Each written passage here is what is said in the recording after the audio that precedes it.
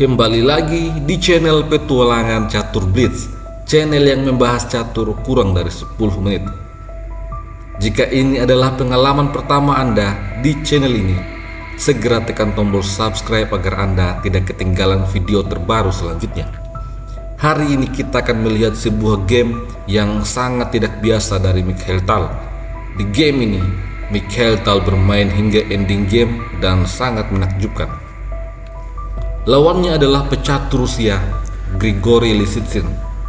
Tal memulai dengan E4 dan Lisitsin menjawab dengan C5, pertahanan Sisilia. Kuda F3, D6, lalu D4. Tentu saja pion makan pion, kuda makan pion. Kemudian kuda F6 menyerang pion E dan kuda C3 menjaga pion. Di posisi ini, Lisitsin mendorong G6, membawa permainan menuju Sisilia Dragon. Tal merespon hal ini dengan F4, Lavenfish Variation. Langkah ini mengandung suatu jebakan. Jika misalnya sekarang hitam langsung fianchetto, maka ada dorongan pion E5, di mana jika pion makan pion akan dibalas dengan pion makan pion menyerang kuda. Apabila kuda lari ke petak G4, maka gajah B5. Jika raja menghindari skak, maka kuda E6. Hitam akan kehilangan menteri. Jika gajah menutup skak, maka menteri makan kuda. Hitam kalah satu perwira. Dan jika kuda C6, maka kuda makan kuda menyerang menteri. Menteri makan menteri, kuda makan menteri. Lalu pion menyerang gajah, gajah mundur, gajah D7 akan dibalas dengan H3 menyerang kuda. Setelah kuda mundur ke petak H6, kuda makan pion, gajah makan gajah, kemudian kuda mundur D5. Secara posisional, putih masih lebih unggul. Atau jika setelah dorongan pion E5 kuda lari ke petak H5, maka gajah B5 skak, gajah D7 akan dibalas dengan E6. Pion makan pion, kuda makan pion, menyerang menteri. Selanjutnya akan dibalas dengan gajah makan kuda, skak, pion makan gajah, lalu menteri C8, dan kemudian gajah makan gajah, raja makan gajah. Setelah itu kuda G5. Analisa komputer menunjukkan bahwa ini cukup seimbang dan permainan akan sangat menarik. Kita kembali pada game sesungguhnya. Di posisi ini, Lisitsin tentu saja tidak mengimbangkan gajah fianchetto. Dia memilih untuk mengimbangkan kuda C6. Ini dibalas dengan kuda makan kuda, pion makan kuda, lalu E5. Grigori Lisitsin melarikan kuda ke petak D7. Setelah itu pion makan pion dan pion makan pion. Kemudian di posisi ini Mikhail Tal langsung mengeluarkan gajah ke petak E3. Ini dibalas dengan gajah E7. Setelah itu menteri F3. Olehnya itu D5 dimainkan dan putih langsung rokade mengamankan raja. Mikhail Tal tidak khawatir dengan serangan benteng dan menteri melalui lajur B. Di posisi ini Lisitsin kemudian mengembangkan gajah F6, langsung menyerang kuda dan mengarah ke sayap menteri. Mikhail Tal merespon hal ini dengan mengadu gajah. Langkah ini akan mematahkan serangan gajah pada pertahanan raja. Lisitsin memilih untuk rokade, kemudian H4. Sebuah serangan dimulai dari sayap raja oleh Tal. Jika gajah makan pion, maka ini adalah blunder karena menteri H3 menyerang gajah. Apabila G5 dimainkan, maka G3. Gajah tidak akan selamat. Dan jika kuda ke F6, F5. Oleh karena itu, di posisi ini, Lisitsin tentu saja tidak berani untuk mengambil pion H. Dia memilih mengimbangkan benteng untuk menekan pion B. Setelah itu, menteri F2 menekan pion A, lalu benteng B4 menyerang gajah. Gajah makan gajah, kuda makan gajah. Setelah itu, Mikhail Tal dihadapkan pada sebuah pion gratis. Jika menteri makan pion, maka menteri D6. G3 mungkin bisa dimainkan, akan tetapi benteng makan pion. Dan jika raja makan benteng, menteri B4 skak. Raja mundur, menteri makan kuda. Sebuah ancaman skakmat yang cukup menakutkan. Oleh karena itu, Mikhail Tal tentu saja tidak berani untuk mengambil pion A. Dia memilih mengusir benteng. Dan di posisi ini, Grigori Lisitsin menyadari kemampuan taktikal Mikhail Tal, sehingga dia memaksakan pertukaran menteri. Tentu saja menteri makan menteri, benteng makan menteri. Kemudian Tal membuat sebuah langkah yang sangat powerful, kuda A4. Secara teori, menempatkan kuda pada pinggir papan adalah hal yang tidak tepat. Namun di game ini, kuda di petak A4 sangat powerful. Ini membuat benteng terpaksa mundur ke petak B7. Setelah itu, gajah D3. Lisitsin memainkan kuda H5. Dengan demikian, maka pion H tidak bisa didorong. Oleh karena itu, Mikhail Tal mengaktifkan benteng ke lajur F dengan rencana untuk mendorong F5. Grigori Lisitsin kemudian merespon hal ini dengan benteng E7 dan F5, sebuah pengorbanan posisional, membuang pion untuk mendapatkan keunggulan ruang. Di posisi ini, Grigori Lisitsin memainkan langkah terbaik, pion makan pion.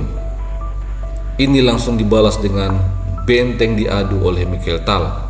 Lisitsin menempatkan benteng di petak E8, tetap ingin menguasai lajur E. Mikhail Tal merespon hal ini dengan benteng makan benteng, lalu benteng makan benteng. Setelah itu, raja D2.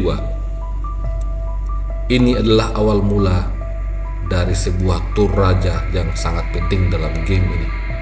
Melalui game ini kita akan melihat bagaimana kekuatan raja di ending game.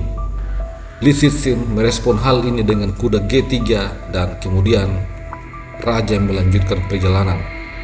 Lisitsin mendorong pion F4, membuka ruang untuk pengimbangan gajahnya. Mikhail Tal kembali memajukan raja ke petak D4. Setelah itu, gajah diadu. Namun demikian, Tal tidak mengambil gajah. Dia memilih benteng D2. Setelah itu, benteng E6. Tujuan selanjutnya adalah menyeberang ke lajur H untuk mengambil pion. Mikhail Tal kemudian mengimbangkan kuda C5 menyerang benteng, lalu benteng H6 langsung menyerang pion, dan Mikhail Tal mengabaikan hal ini. Dia membawa raja ke petak E5 untuk menyerang gajah dan pion. Akan tetapi, gajah makan gajah. Setelah itu, pion makan gajah, lalu benteng makan pion. Mikhail Tal telah tertinggal 2 pion, namun posisi masih cukup seimbang. Pion-pion itu sengaja dikorbankan sebagai investasi agar Tal bisa menguasai petak center dengan raja. Mikhail Tal kemudian membawa raja untuk menyerang pion. Namun, benteng H6 skak. Raja sembunyi di petak C7, tetap mengancam pion. Di sini kita bisa melihat bahwa raja yang sangat aktif lebih baik daripada memiliki banyak pion. Grigori Lisitsin memiliki raja yang sangat pasif dan belum ikut dalam pertempuran. Oleh karena itu, analisa komputer menunjukkan bahwa peluang putih untuk menang masih cukup seimbang. Di posisi ini, Grigori Lisitsin kemudian menarik mundur kuda ke petak F5. Setelah itu, raja B7 dengan tujuan menyerang pion A. Namun demikian, Lisitsin membiarkannya. Dia membuat sebuah jebakan, kuda D4. Langkah ini membuat kuda menjaga pion C. Itu artinya benteng siap untuk beraksi. Jika Tal tergoda untuk mengambil pion, maka ini adalah kekalahan untuk putih, karena benteng H2 menyerang pion. Dan jika A4 dimainkan misalnya, pion F3, A5, maka pion makan pion. Hitam akan menang dengan sangat mudah.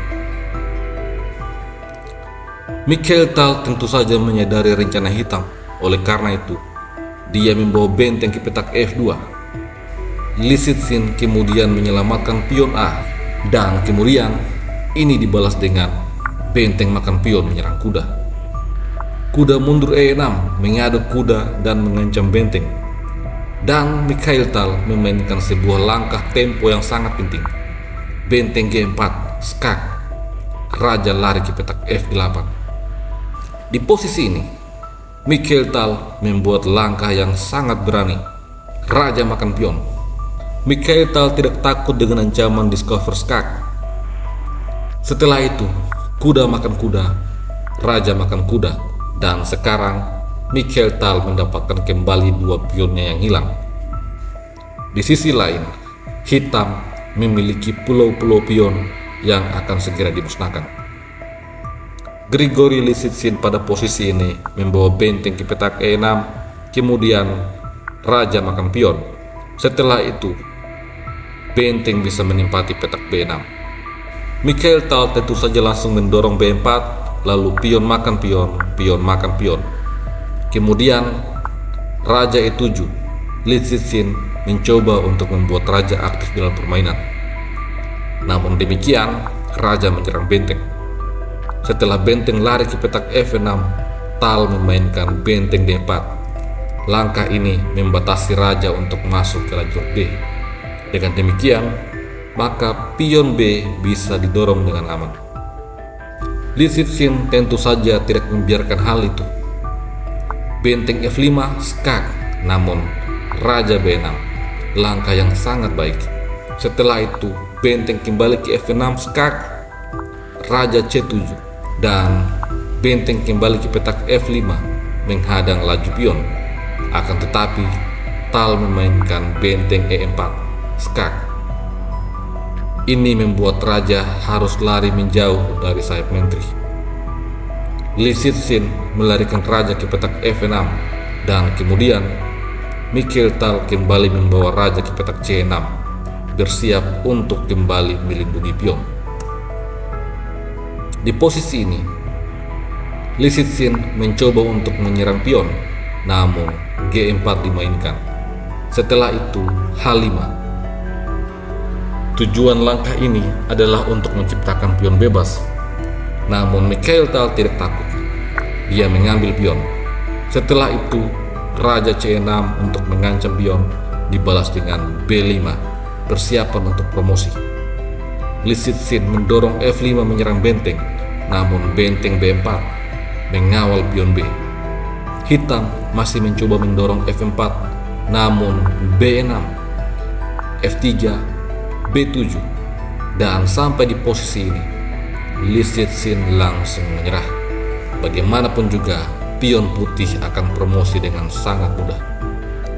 Sebuah game yang sangat luar biasa yang menunjukkan pada kita bahwa Mikhail Tal juga bisa bermain ending. Sampai jumpa lagi pada video selanjutnya.